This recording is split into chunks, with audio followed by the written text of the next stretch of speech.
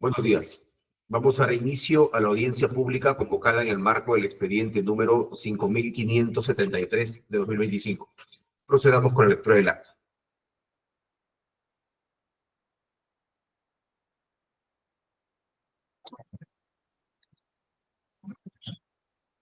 ...16 de julio del 2025... Audiencia pública convocada por la segunda sala del Tribunal de Contrataciones Públicas, presidida por el señor vocal Steven Aníbal Flores Olivera y conformada por el señor vocal César Arturo Sánchez Caminiti y la señora vocal Sonia Tatiana Angulo Reate.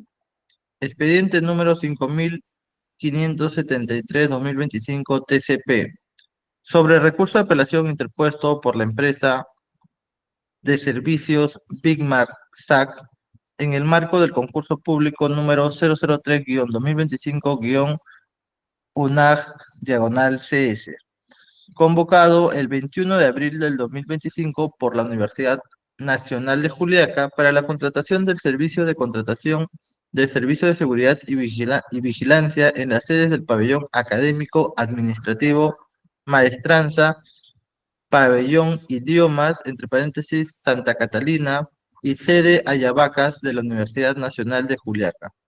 Se encuentra presente en representación del postor impugnante para hacer informe legal el señor abogado Óscar Rimberto Mamani Calla, con el registro del Colegio de Abogados de Puno número 1621. Por otro lado, se encuentra presente en representación del tercero administrado la empresa Jim Isea Security SAC para hacer informe legal el señor abogado Iván Hubert Trujillo Ilazaca, con el registro del Colegio de Abogados de Puno número 3689. Finalmente, se encuentra presente en representación de la entidad para hacer informe de hechos el señor César Álvarez Gutiérrez, con el número de DNI 41 28 86 77. Se deja constancia que la audiencia pública se lleva a cabo empleando la aplicación de Internet Google Meet y es grabada haciendo uso de la tecnología habilitada por el Tribunal de Contrataciones Públicas. La presente acta será suscrita de manera electrónica únicamente por los vocales integrantes de la sala y la secretaria del Tribunal de Contrataciones Públicas. Muchas gracias. Se concede el uso de la palabra por el espacio de 10 minutos al representante del postor impugnante, empresa de servicios Big Mac SAC. Adelante, doctor Mamani Calla. Muchas gracias, señor presidente, señores miembros del tribunal. Permítanme presentar, por favor. Adelante.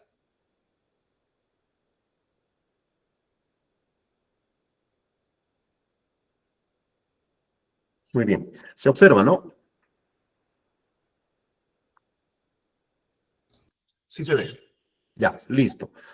Venimos en representación de la empresa de servicios Big Mac SAC, cuyo en recurso de apelación con el petitorio de que se declare nula y o se revoque la indebida calificación de la oferta del postor Jim Isea Security Sociedad Anónima Cerrada, y también a fin de que se declare nula el indebido otorgamiento de la buena pro a favor de dicha empresa.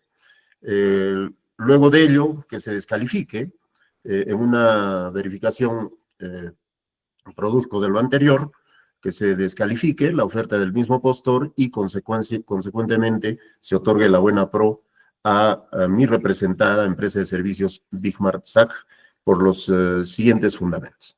La oferta del postor Jim y CA Security, a quien en adelante vamos a llamar el postor adjudicado, no cumple con el requisito de calificación sobre el equipamiento estratégico. Las bases integradas han establecido, entre otros, de que tiene que acreditarse la disponibilidad de chalecos antibalas en cantidad de 13. Bueno, según estas bases, la acreditación debería efectuarse con copia de los documentos que sustenten la propiedad, la posesión, el compromiso de compra-venta o alquiler, u otro documento que acredite la disponibilidad del equipamiento estratégico. Llamamos la atención, en este caso, sobre un compromiso de compra-venta y sobre la disponibilidad del equipamiento requerido, 13 chalecos antibalas. Este es el documento que obra folio 44, por el cual el postor adjudicado pretende acreditar este equipamiento estratégico. Sin embargo, lo que nosotros observamos es un documento unilateral dirigido a la Universidad Nacional de Juliaca, que es la entidad. En este documento no se advierte un asentimiento o una participación del postor adjudicado. Peor aún, que no se sabe quién firma, porque no, de la parte inferior del documento no se puede advertir a quién pertenece esa firma y en condición de qué firma. Porque hay que recordar de que un compromiso válido es cuando se le considera válido cuando hay una persona identificada plenamente que firma un documento y que por el cargo por el cual firma también se puede establecer si es un compromiso válido o no. En este caso no aparece, solo tal cual estamos viendo en la imagen, no se sabe a quién pertenece esa firma y tampoco se sabe en qué función, en qué condición está firmando. Por lo tanto, este documento no acredita plenamente un compromiso que se entiende tendría que ser bilateral, ¿no? Porque, claro, unilateralmente sí puede ser, pero tiene que haber un asentimiento expreso de parte de quien va a recibir la otra parte, en este caso, de la compra-venta, ¿no?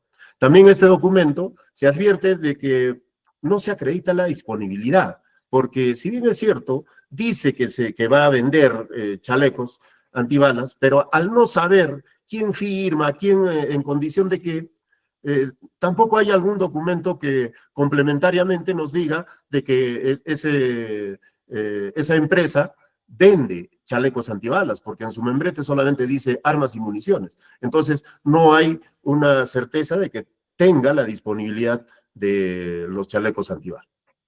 Tampoco cumple con el requisito de calificación referido a la capacitación. En las bases integradas se ha pedido que se tiene que acreditar 100 horas lectivas en materia de seguridad, ¿no? Y como vemos en el siguiente documento, acá dice curso de formación y capacitación, perfeccionamiento. No dice en materia de seguridad. De igual manera, el siguiente certificado, que también dice formación y capacitación para supervisores de seguridad, ¿no? Entonces, ahora, en este mismo documento, observamos lo siguiente, de que la culminación del curso está establecida el día 16 de mayo del 2025. Sin embargo, ya el certificado lo han emitido un día antes de que termine el evento, 25 de mayo, o perdón, 15 de mayo del 2025. Entonces, ¿cómo es posible de que antes de que concluya el evento académico ya se haya certificado? Lo que quiere decir, bueno, es una presunción de que la última materia no se ha llevado a cabo, o por lo menos la persona a quien están certificando, Pérez Quispe y Edson Elmer, no ha participado en la última materia que está señalada en rojo. Sobre la experiencia del personal clave, esto es sumamente relevante para el presente caso. Se ha pedido que el supervisor cumpla 5 años de trabajos de seguridad en entidades públicas y o privadas. Para este efecto, el postor adjudicado pretende acreditar con este certificado laboral de folio 65. Aquí dice, de acuerdo a los mismos términos del contenido de este documento, de que se trata de un certificado de trabajo, es decir, da cuenta de una relación laboral. Sin embargo, acá dice de que ese trabajo lo ha desempeñado desde el 14 de marzo del 2019 hasta la actualidad, que se entiende 27 de mayo del 2025. Sin embargo, esto presuntamente es falso por lo siguiente. En la misma oferta, el postor adjudicado a folios 62 y 63 ha presentado el certificado único laboral. ¿Y qué dice en este certificado único laboral? Que el empleado ha ingresado el 1 de noviembre del 2023, no ha registrado fecha de cese, y anteriormente el 1 de marzo del 2023 hasta el 30 de abril del 2023. Computando ese plazo, no cumple los 5 años que se están exigiendo. Y a esto queremos reforzar indicando qué cosa es el certificado único laboral. El certificado único laboral está regulado por ley 31.760. Ha reemplazado al anteriormente Certijoven y también Certiadulto.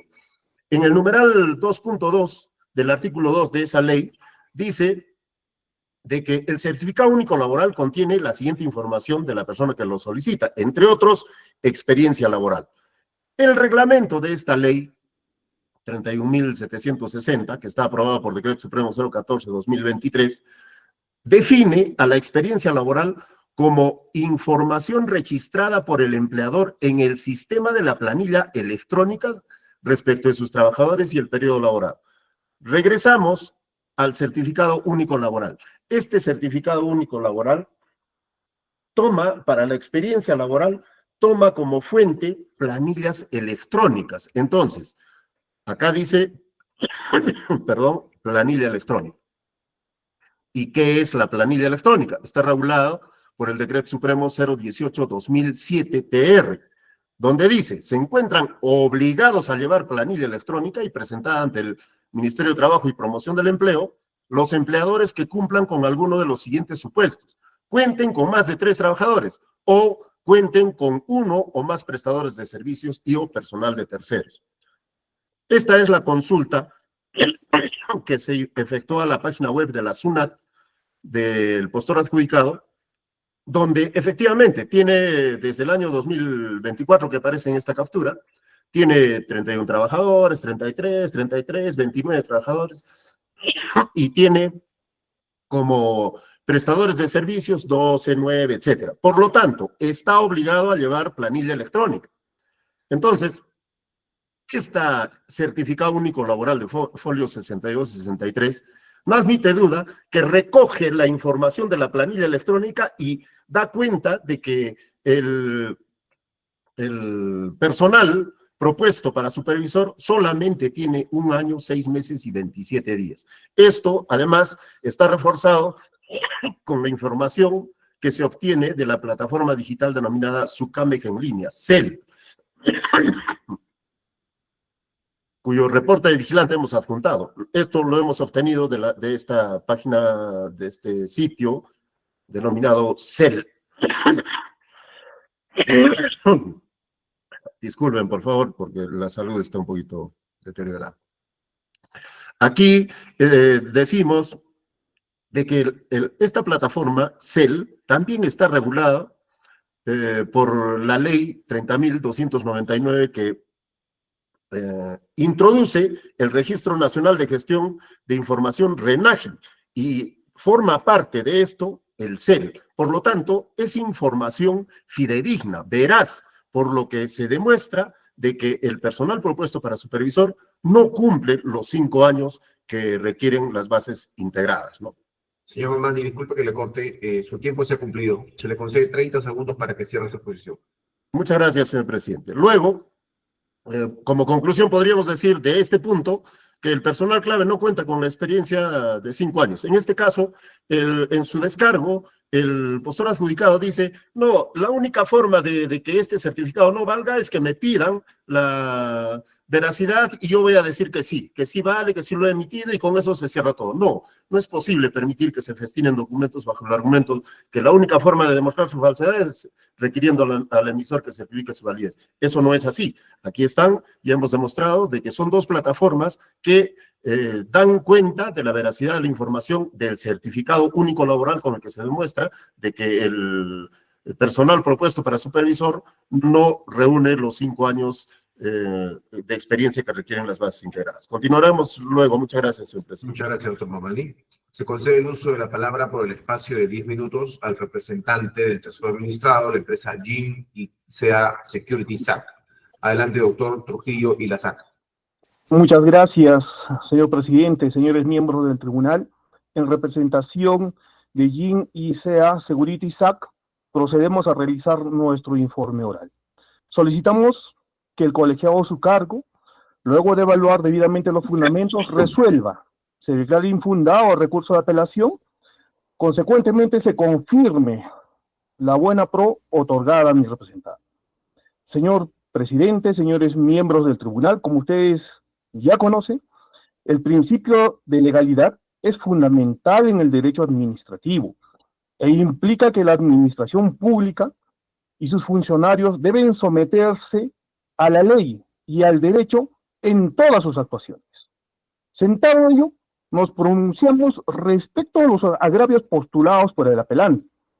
Respecto al primer agravio, respecto al equipamiento estratégico, el apelante indica que se trata de una carta unilateral, supuestamente suscrita por alguien no identificado en representación de una empresa denominada T-Black SRL, según su membrete, puesto que la postfirma de quien suscribe es ilegible, de la cual no se puede identificar su nombre, apellido, ni el cargo que tiene en dicha empresa.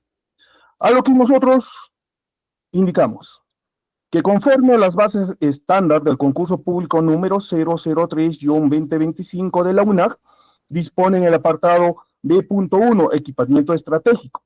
Se acredita con la copia del documento que sustenta la propiedad, la posesión, el compromiso de compra, venta o alquiler u otro documento que acredite la disponibilidad del equipamiento estratégico. ¿Cuál es la finalidad de pedir estos requisitos? Pues con estos documentos idóneos, el postor acredite la disponibilidad del equipamiento estratégico requerido. El presente documento que presentó mi representada es un documento suscrito por el gerente general de la empresa T-Black SRL, Armas y Municiones, señor Barrios Chambi Ángel Manuel, ello según información pública consignada en la SUNAT. También se verifica del propio documento que es este señor quien suscribe este documento, donde se da a conocer a las autoridades de la entidad contratante, UNAG Juliaca, que nuestra representada tiene con esta empresa un compromiso de compra de 15 chalecos antibalas. Con este documento acreditamos de manera fehaciente la disponibilidad del equipamiento estratégico, más allá de que este sea un documento idóneo para acreditar la disponibilidad del equipamiento estratégico. Se tiene que la promesa unilateral se encuentra regulada en el artículo 1956 del Código Civil, que establece que por la promesa unilateral el promitente queda obligado por su sola declaración de voluntad a cumplir una determinada prestación en favor de otra persona. Por lo tanto, documentos promesa unilateral son válidos, pues estos se encuentran reconocidos por la propia normativa. Respecto al segundo agravio, la capacitación técnica y profesional del personal clave. En esencia, respecto a este punto, el apelante se cuestiona que mi representada habría presentado un certificado de formación de capacitación para supervisores de seguridad. Además que este documento certifica en horas académicas, mas no así en horas lectivas. Asimismo, cuestiona que el certificado de formación y capacitación para supervisores de seguridad y no es en materia de seguridad. Según las bases integradas en el apartado B.2.2, capacitación, es de apreciarse que hace mención a la capacitación del personal de 100 horas lectivas, efectivamente, en materia de seguridad, con 4 cursos como mínimo: primeros auxilios, defensa personal, lucha contra incendios y manejo de extintores como mínimo. Y conforme de apreciarse del certificado emitido por el Centro de Entrenamiento, Preparación Académica y Capacitación Integral, este cumple en primera fase con los requisitos, tanto las horas lectivas requeridas y los cursos mínimos requeridos en la capacitación, así como la entidad emisora. Así se puede visualizar de la mera revisión de este documento. Asimismo, se debe tener en cuenta que la denominación en materia de seguridad se refiere a todo lo relacionado con la seguridad, y es evidente que este certificado tiene relación directa con el objeto a contratar. Respecto a la fecha de emisión del certificado, consideramos que es un error material del ente emisor que no tiene trascendencia en lo absoluto para presumir que dicho agente no ha participado en el mencionado curso. Maxime, señores, si se toma en cuenta que cuando se realiza este tipo de cursos, el último día es también la clausura. Y obviamente que en la clausura, que es el último día, ya deben de estar preparados los materiales, así como el certificado a entregarse. Ahora, respecto a la experiencia del personal clave, En esencia, respecto a este punto, el apelante cuestiona que se había presentado una constancia de trabajo emitida a favor del señor Jetson Elmer Pérez Quispe. Indica que aparentemente sería falso, dudoso tal documento. Otra vez, vamos a las bases integradas. En el apartado B.3, experiencia del personal clave. Es de apreciarse que hace mención al supervisor, 5 años de trabajo en seguridad en entidades públicas y o privadas como supervisor que acredita la experiencia con cualquiera de los siguientes documentos. Copia simple de los contratos y su respectiva conformidad, constancia y certificados, entre otros documentos. El personal clave ofertado por mi representada cuenta con más de 5 años de experiencia como supervisor de vigilancia privada, ello según constancia de trabajo de fecha 27 de mayo del año 2025, otorgado a la persona Jetson Elmer Pérez Quispe, y de conformidad con lo que dispone el artículo 49.1 del reglamento de la Ley de Contrataciones del Estado. La entidad verifica la calificación de los postores conforme a los requisitos que indiquen en los procedimientos de selección. En ese orden, se tiene también el criterio sentado por ustedes, señores magistrados, en reiteradas resoluciones donde se concluye: no es responsabilidad del comité de selección interpretar el alcance de una oferta, esclarecer ambigüedades, precisar contradicciones o imprecisiones, sino de aplicar las bases integradas. Y sobre este punto, las bases integradas piden para acreditar la experiencia del personal clave, entre otros, con documentos o copias simples, constancias o certificados, siendo que el documento presentado es una constancia de trabajo cumpliendo mi representada con lo requerido por las bases integradas. Respecto a la experiencia del postor en la especialidad, en esencia, en este punto, el apelante cuestiona que en las constancias de prestación de folios 77, 82, 83, 89, 92, 96, 102, 105, 111, 114, 120 y 123 han sido emitidos a nombre de la empresa GIN ICA SAC y no a GIN ICA Security SAC, por motivo por el cual solicita que se invalide nuestra oferta. Al respecto, se debe tener presente que toda documentación presentada para acreditar la experiencia en la especialidad por mí patrocinado o por mí representado han sido emitidos por entidades públicas, y si verificamos de manera individual los contratos con sus respectivas constancias de cumplimiento de prestación, hacen referencia de manera clara que la empresa contratante es GIN ICA Security SAC. Asimismo, revisado la denominación, la nomenclatura y los datos generales que se consignan en cada contrato, estas son las mismas que se encuentran en cada constancia de prestación. Son las mismas, son similares. Ahora bien, más allá de lo explicado en este punto, si bien es cierto que en las constancias de prestación de servicios no se consigna el nombre completo de la empresa a la cual representamos, pues le falta la denominación Security.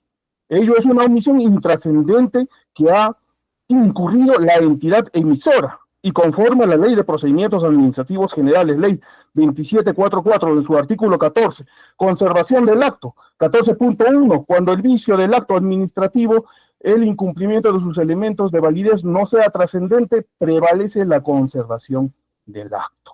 Finalmente, el apelante cuestiona que mi representada habría presentado el contrato 125-2021 Redes Huancané /OEC, que no cumple con las bases integradas, ya que la buena pro se dio con fecha posterior a la suscripción del contrato y que las dos constancias de prestación de servicios se dieron cuando el servicio no culminaba. Al respecto, el referido contrato se suscribió en un contexto de emergencia sanitaria, por el cual atravesaba nuestro planeta. Así, mediante Decreto Supremo 167-2021 PCM de fecha 30 de octubre del año 2021, se ha prorrogado el estado de emergencia nacional por las graves circunstancias que afectan la vida de las personas a consecuencia del COVID-19.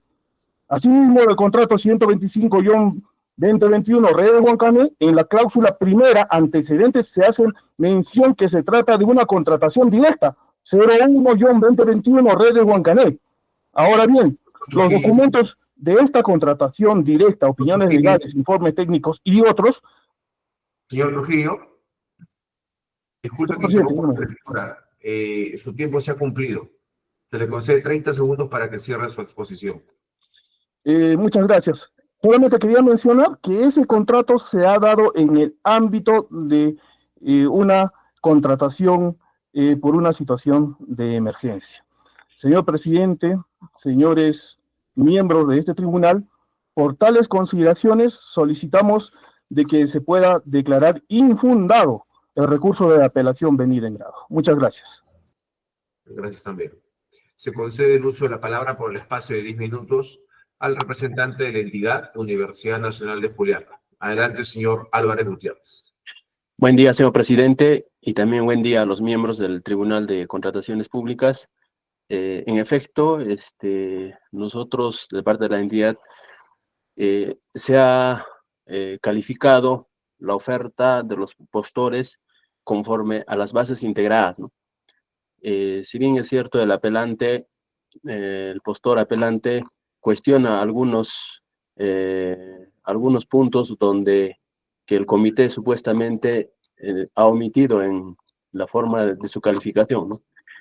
Al respecto, queremos señalar que el comité ha actuado conforme a los principios de la ley de contrataciones y también al reglamento de contrataciones del Estado.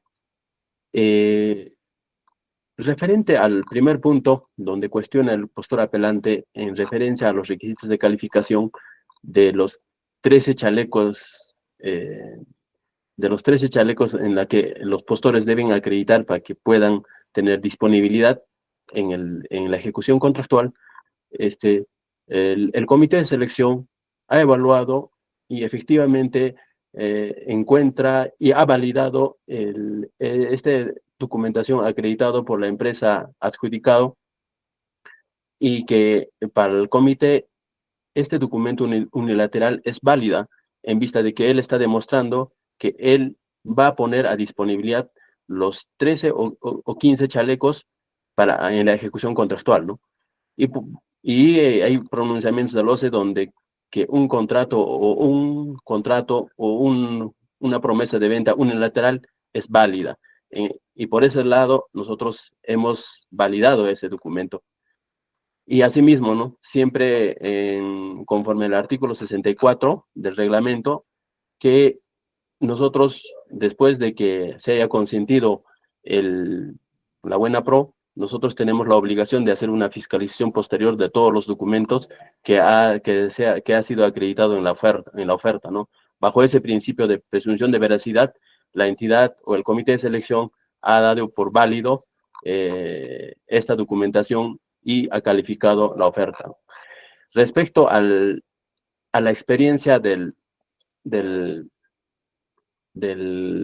postor, a la experiencia del personal clave, el supervisor, como hemos solicitado en las bases integradas, nosotros nos basamos en que en las bases integradas hemos solicitado, y también en las bases integradas o en las bases estándar establecido por el Tribunal de Contrataciones, simplemente se solicita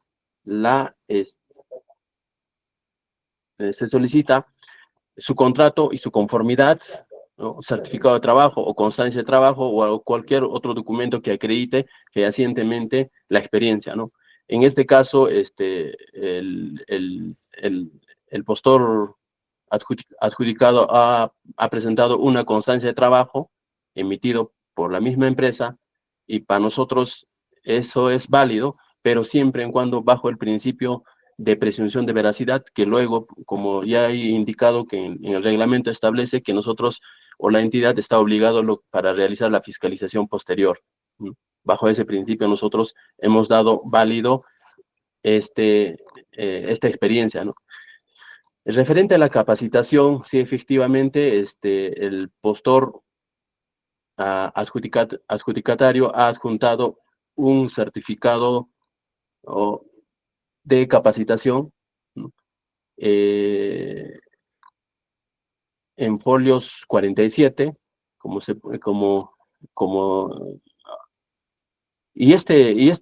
y capacitación, nosotros, como lo reiteramos, hemos dado por válido por el tema del principio de veracidad. Si algún documento fuera adulterado o falsificado, con el principio de veracidad, nosotros posteriormente el contrato o la buena pro se daría nulo, ¿no? La entidad ha emitido ya o ha iniciado la fiscalización posterior de estos documentos que parecieran ser que no estarían sujetos a la norma o la normatividad, ¿no? Ahora, el postor apelante indica que en folios 55, el postor adjudicatario ha presentado una capacitación, ¿no? Donde indica de formación y capacitación y perfeccionamiento de 35 horas académicas, pero esto para nosotros no lo hemos validado porque en las bases hemos pedido nosotros una capacitación en supervisión para de 120 horas, ¿no? Que tenga como mínimo 4 cursos, ¿no? Entonces, bueno, esta documentación nosotros lo hemos dejado de lado porque no entraría a la base, ¿no? Más nos hemos abocado y le hemos dado válido a la capacitación de folios 47, ¿no? Una capacitación en formación y capacitación de seguridad, de supervisores de seguridad por 120 horas, designado a Pérez Quispe Jason Elmer. Por ese lado, el comité ha validado y ha calificado la oferta del postor. Al respecto de los contratos o de la experiencia en la especialidad, en las bases integradas se ha solicitado una experiencia en la especialidad de 2 millones. Ya. Nosotros, el comité de selección o la entidad ha validado toda esa experiencia conforme a los principios de presunción de veracidad, puesto que si algún documento o alguna documentación fuera adulterada o falsificada, nosotros estamos obligados a hacer lo que es la presunción de veracidad. Si la entidad determina que no concuerda con la realidad, por ende, la buena pro se declara nulo, o si es que se afirma el contrato, se declara nulo, vulnerando el artículo 11 de la Ley de Contrataciones por el tema de presunción de veracidad, ¿no? Entonces, todo ello, el comité de selección ha calificado conforme al reglamento de la Ley de Contrataciones y principalmente a las bases integradas, para lo cual nosotros siempre estamos condicientes o regidos por la normativa, ¿no? Entonces, por eso es que nosotros no damos cabida a que el postor apelante un poquito no está llevando a la verdad y que para nosotros tenemos que conllevar todo a lo que es la presunción de veracidad. Eso es todo lo que puedo afirmar, señor presidente. Muchas gracias. Se consulta al representante del postor impugnante si va a hacer uso de su derecho de réplica. De ser así, por el espacio de 3 minutos. Muchas gracias, señor presidente. Bueno, nos sorprende un poco sobre todo la posición de la entidad, ¿no? Hay cuestionamientos evidentes, acreditados fehacientemente, sobre los que no se pronuncia, ¿no? O sea, es decir, yo dejo constancia de que ni el postor adjudicado ni la entidad han negado nuestros cuestionamientos. Lo único que están haciendo es que no tiene relevancia, no tiene importancia, ¿no? Por ejemplo, nosotros no hemos negado, no hemos cuestionado la validez de un compromiso unilateral. Lo que estamos diciendo es que siendo unilateral, no se sabe quién firma, ni en qué cargo, en qué función lo firma, ¿no? O sea, su firma no se lee, la posfirma tampoco se lee. Entonces, ¿cómo podemos validar un compromiso unilateral si no se sabe quién firma? De eso no dicen nada. Ahora, dice, la fecha del certificado de capacitación que haya sido emitido un día antes de la culminación no tiene relevancia. Dice, bueno, el último día se lleva a cabo la clausura, o sea, el último día ya no hay capacitación, por favor. Entonces, se dan cuenta de que están tratando de superficializar sus propios defectos. Ahora, sobre la experiencia del personal clave, el comité dice, hemos validado solamente el certificado de trabajo. ¿Y dónde está su valoración del certificado único laboral que el mismo postor adjudicado ha presentado a folios 62 y 63? Es decir, ambos documentos forman parte de la oferta. Uno dice que tiene experiencia por más de 5 años y el otro dice, no, que solo tiene 1 año y 8 meses. Entonces, ¿cómo es posible que el comité de selección no haya podido advertir esa contradicción? ¿No es cierto? Entonces, no es una cuestión irrelevante. Al contrario, el certificado único laboral, como ya hemos dicho, tiene un soporte legal, tiene autorización legal y recoge toda la información de la planilla electrónica. ¿Y quiénes ingresan a la planilla electrónica? Los trabajadores de la empresa. Claro, es muy fácil, ¿no? Yo, como Gym Security, emito mi certificado de trabajo. ¿Por qué? Porque está a su libre albedrío, lo hace así. Pero, sin embargo, esa información se contrasta con el certificado único laboral y con el CEL, con el SUCAMIG en línea, de donde se extrae toda la información que el mismo postor ha proveído durante sus relaciones laborales. Y ahí se llega a determinar de que la información no es correcta. Y sobre lo otro, falta la palabra security. Es como decir, yo me llamo Oscar Rimberto Mamani Calla. Que me digan Oscar Rimberto Calla, ¿es correcto? ¿Eso es irrelevante? No. Es el nombre, es la denominación que siempre tiene que ponerse en un documento correctamente. Si no se pone correctamente, pues se trata de otra empresa, sencillamente, ¿no? Entonces, hemos verificado, señor presidente, señores miembros de la sala, de que en este caso se ha transgredido el principio de presunción de veracidad, sobre todo con el certificado de trabajo, lo cual genera o tiene que generar la nulidad de la calificación de la oferta del postor adjudicado, la buena pro, y contrariamente solicitamos que se nos otorgue la buena pro. Muchas gracias, señor presidente. Gracias, señor Mamani. Se consulta al representante del tercero administrado si va a hacer uso de su derecho de dúplica. De ser así, por el espacio de 3 minutos. Sí, señores miembros del tribunal, a todos los agravios postulados por el señor apelante, nosotros concordamos con lo que dice la entidad, porque también es una facultad que tiene la entidad y para eso precisamente sirve este principio de control posterior. Ese principio de control posterior es un procedimiento que la entidad se encuentra obligada a hacer por mandato de la ley. Ahora, el señor apelante, el abogado, dice o pretende ir más allá de la aplicación de la ley al poder inclusive adelantar el opinión respecto a determinadas verificaciones que éste habría realizado, ¿no?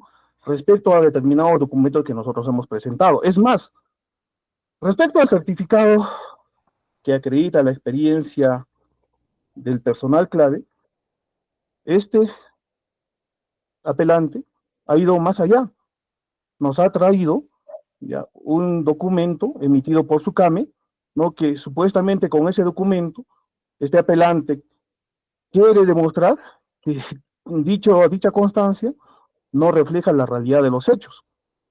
¿En qué parte de las bases o de la ley de contrataciones o la ley de procedimientos administrativos indica que el principio de control posterior debe de ser aplicado por las partes? En ninguna parte.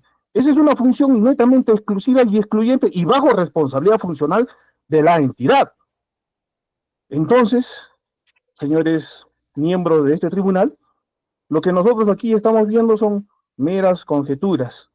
Parece que falta esto, parece que falta aquello, no se ha consignado esto, pero a todo lo que nosotros hemos indicado, podemos concluir de que en esos documentos emitidos por terceras personas, no ha sido emitido por mi patrocinado, por mi representado, son terceras personas privadas y públicas, inclusive públicas. Pero esos defectos en su conjunto son subsanables, no ameritan la nulidad ni mucho menos ameritan una contradicción de un documento con el otro. Por tales fundamentos nos ratificamos, señores miembros de este tribunal, y solicitamos que se declare inadmisible este recurso de apelación. Muchas gracias. Gracias, doctor. Se consulta al representante de la entidad convocante si va a agregar algo más. De ser así, por el espacio de 3 minutos.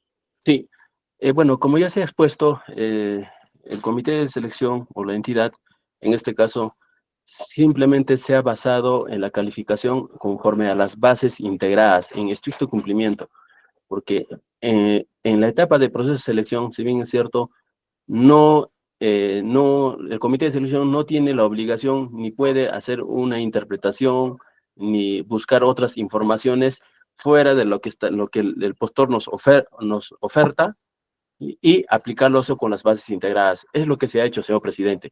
Entonces, ahora de que nosotros vayamos a buscar o interpretar alguna situación, tal como indica el representante del postor apelante, ya eso ya escapa a otro tipo de procedimiento, ¿no?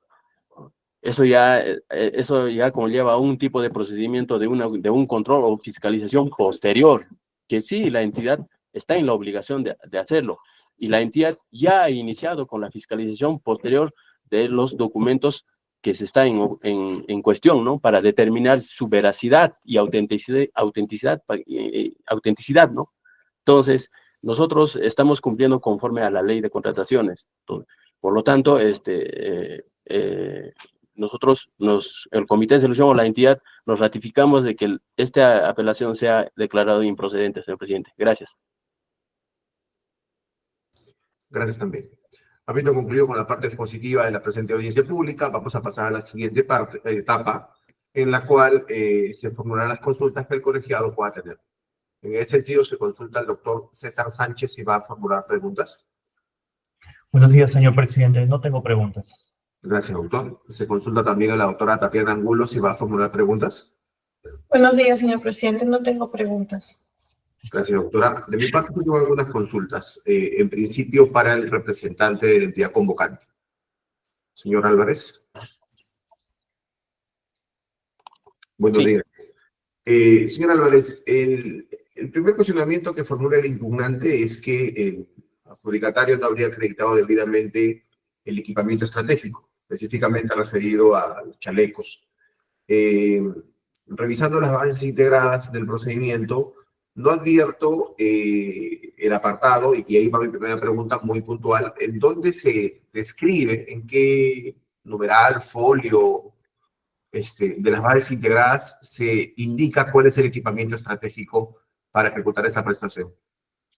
Sí, está establecido en los requisitos de calificación, señor presidente. En ahí se describe la cantidad y cómo debe ser acreditado, ¿no?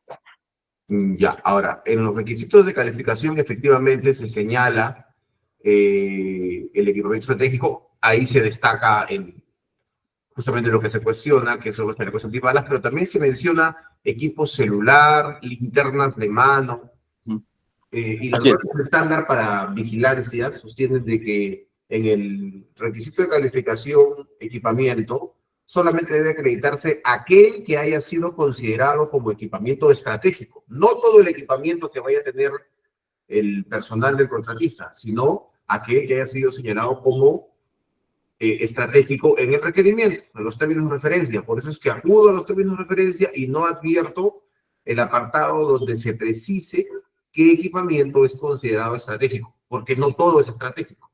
Y en el requisito de calificación ustedes señalan que hasta las linternas, los celulares, son estratégicos. Sí, sí, efectivamente. Si bien es cierto, el artículo 16 del reglamento, no recuerdo bien, que el área usuaria es la que formula el requerimiento y también establece los requisitos de calificación.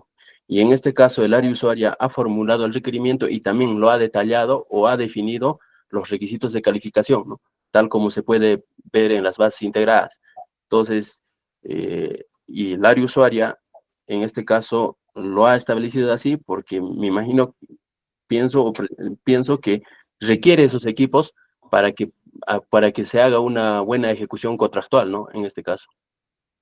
Sí, bueno, no se duda de la utilidad de las linternas o del celular, ¿no? Pero las bases estándar hay que hay que utilizarlas, ¿no?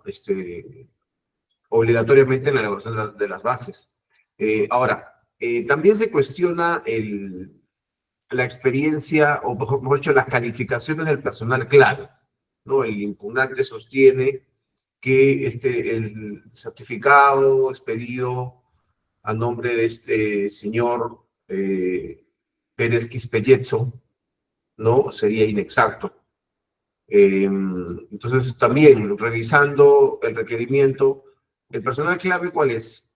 ¿Todo el personal, todos los agentes de seguridad o los supervisores? Solo es el supervisor, señor presidente. Ya, pero en las bases, justamente en las calificaciones del personal clave, en el numeral B.2.2, ¿no? Requisito de calificación dice, capacitación del personal de 100 horas lectivas en materia de seguridad con 4 cursos como mínimo. Del personal. ¿De qué personal? Esto se refiere del personal clave. Como puede ver usted, el apartado B.2, calificación de personal clave. En este caso, el personal clave es el supervisor. ¿Y en dónde se identifica que solamente los supervisores son personal clave? Bueno, por la categoría o por el tipo de procedimiento de selección, es un servicio de vigilancia privada y que el supervisor es un personal técnico capacitado para que pueda conducir, orientar, en este caso a los subalternos, ¿no? Sí, por eso se ha determinado. El supervisor sí es personal clave, pero digo, en las bases integradas, ¿dónde se distingue que justamente el supervisor es el personal clave? Se distingue en el B.3, señor presidente, experiencia de personal clave. Por eso, pero ahí hablan del personal en general, no identifican que sea el supervisor, o estoy leyendo mal. No, ahí indican el B.3, experiencia del personal clave, supervisor con 5 años de experiencia. Ahí indica, supervisor, 5 años de experiencia, dice. Sí, no, pero estamos hablando de la capacitación. Capacitación del personal, el B.2.2, capacitación del personal de 100 horas lectivas en materia de seguridad con 4 cursos como mínimo. Del personal. Como los requisitos de calificación se ha establecido de manera conjunta, entonces se ha determinado que la capacitación solo indica para el personal clave, y en el personal clave se determina que es el supervisor, y en el B.2 indica calificación del personal clave, capacitación, ¿no? Entiendo.